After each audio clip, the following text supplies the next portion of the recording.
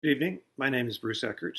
I'm a professional engineer and I've worked in the oil and gas industry for over 35 years in Canada. I have worked at companies where I've hired and managed both small numbers of staff and very large numbers of staff. I will now answer the provided questions.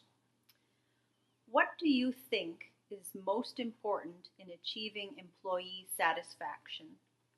I think the number one thing that employees feel satisfied by is if they feel that their efforts and what they're doing makes a difference to the bottom line and to the success of the company.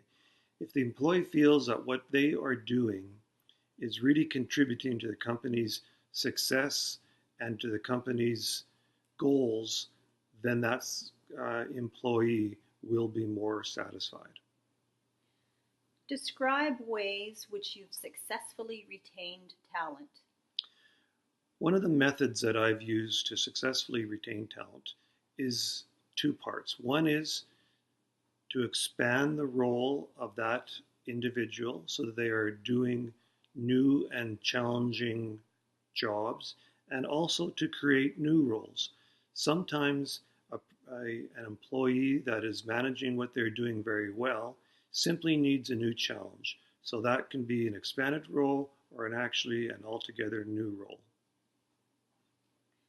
Describe the process you use to identify training needs of the organization. One of the methods that I've used is to first of all determine where the company is headed. Then you can determine, do the skills exist in the staff that you have? And if you find that those skills do not exist, then you have to utilize training to make certain that those skills do exist. Describe your experience with performance assessment.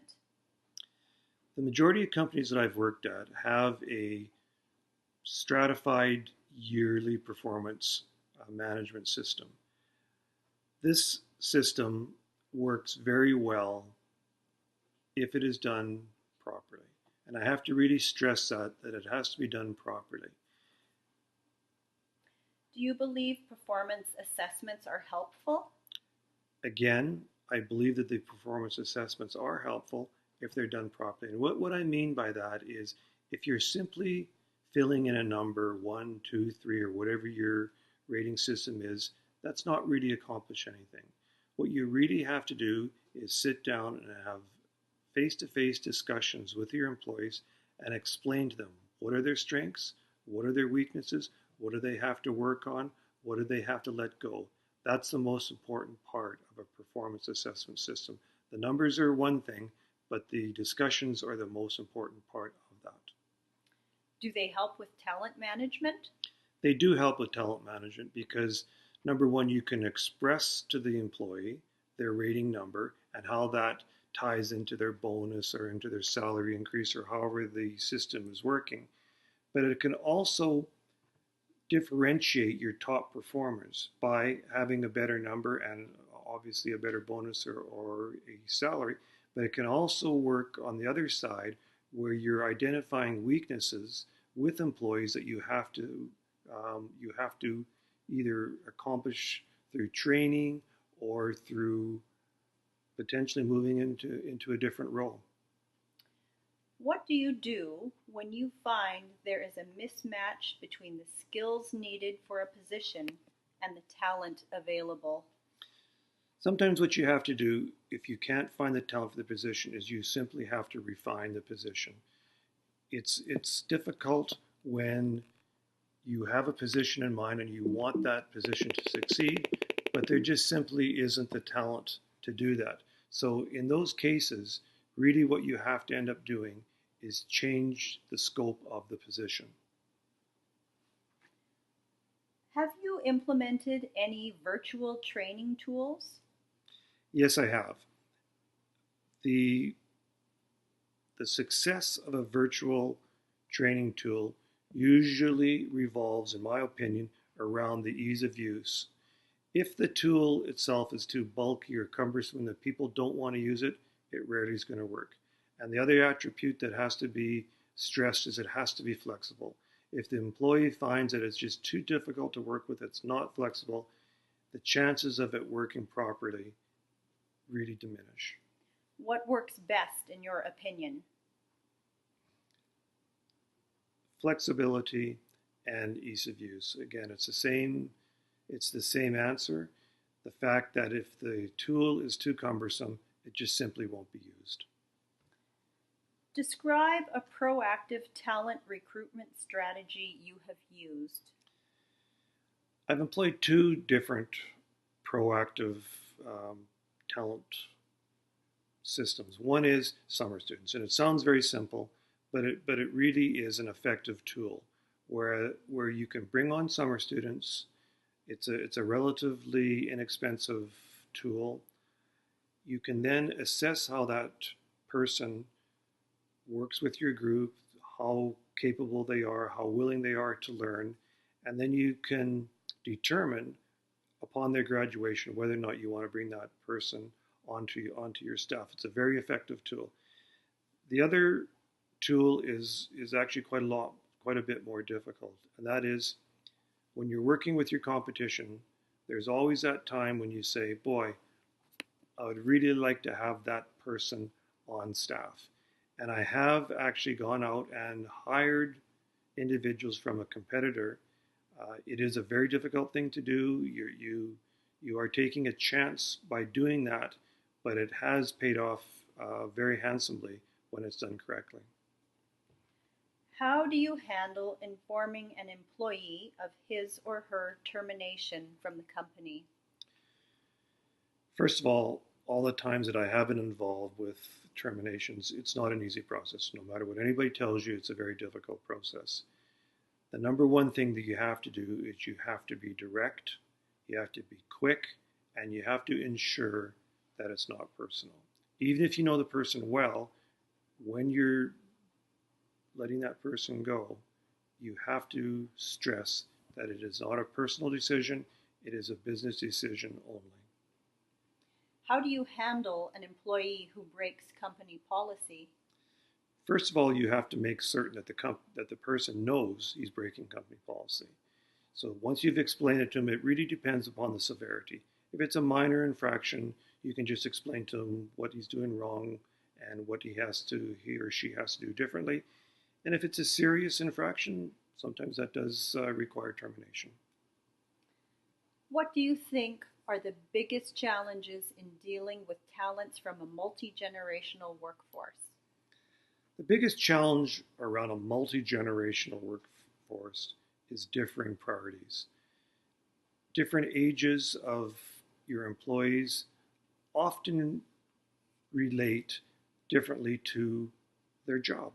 Some, and it isn't all one age is this way, one age is that way, but when you have a multi-generational workforce, you have to understand their priorities. Some want more money, some want more responsibility, some want more free time, some want more time to spend with their family. You have to assess that, and it's most often on a personal level. How do you stay current with the latest trends in recruiting and talent management? The number one tool that I've used with staying current is simply to have discussions with other HR professionals or other managers or other people in the same profession that I'm in. And the important part that I've always stressed with talking to those people is to find out what is working. Just because it's a current trend doesn't necessarily mean that that trend is working. So the most important question I ask is it working? And if it is working and it's a new current trend, it's often something that we'd want to establish in the company that I'm working at. Discuss your experience with e-recruitment tools. The main e-recruitment tools that I've used is LinkedIn and Indeed. Um, it was relatively new in the latter part of my career, so I didn't have a lot of experience with them, but it is a very popular recruitment tool now because so many people are accessing both LinkedIn and Indeed. How have you helped employees contribute their best efforts and make best use of their talents? The number one tool that I've used is simple: face-to-face discussion. until you really understand what the employee wants and you really understand where his skills are, it's hard to assess are they doing the best job that they can possibly do. So the number one tool is sitting down with a person, have face-to-face discussions, and it doesn't have to be at the predetermined quarterly, monthly, yearly performance cycle. It can just be sitting down with them. How's your weekend? Hey, let's talk about this project. Let's talk about your goals. So I can't stress enough the importance of face-to-face discussions. Tell me how an effective employee recognition program works.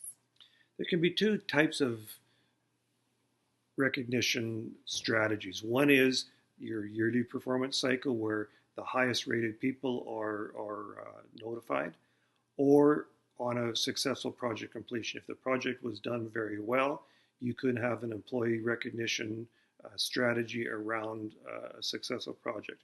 Both of them work and both of them can be very successful. How do you know it's effective and how to identify potential of employees? The number one reason or the number one determinant if it's successful is on your retention. If your retention numbers are outside of your company's standards, then you have a problem. If your retention numbers are within, then things are working well. So it's not something that you can just easily graph or easily decide upon, but a proper employee recognition strategy does pay off because the employees that are doing well feel that they're doing well and they're being compensated and so forth. Have you changed anything in your organization to accommodate the job expectations of the talents in the millennial generation? Yes, working with millennials is different and does provide different challenges, especially for somebody that's older in the workforce. So two of the things that we have done or that I've done in companies that I've worked at is to change some of the compensation strategy. And what I mean by that is some millennials they don't take pay as their number one reason for working. Sure, they want to get paid, they want to get paid fairly, but they also put a lot of value on time off. So what we've done is change some of our compensation strategy. So rather than giving them more money, we've given them more time off. The other thing that we've had to do is be more relaxed on our social media policy. Things like Facebook and WhatsApp and all the other social media tools are so commonplace with the millennials that you can't simply say, no, you can't be using it. You have to be flexible and let them use those social platforms. Tell me about a time when you had to hire for a difficult to fill position. How did you go about finding appropriate talents? At one of the companies I worked at, we instituted a new junior manager level. The level was called a team lead, and we had no experience with that at all because we hadn't had that position filled before. So myself and the other senior managers in the company sat down, went through all our staff, and what we tried to do is, because this was going to be a team leader, as a leadership position, is rather than just looking at the best engineer, the best geologist, the best accountant, is try to find people that we thought were the best leaders of their disciplines. And we ended up filling all the roles from within and from outside of the company, and we created a successful management level position. That wraps up the questions. Thank you very much.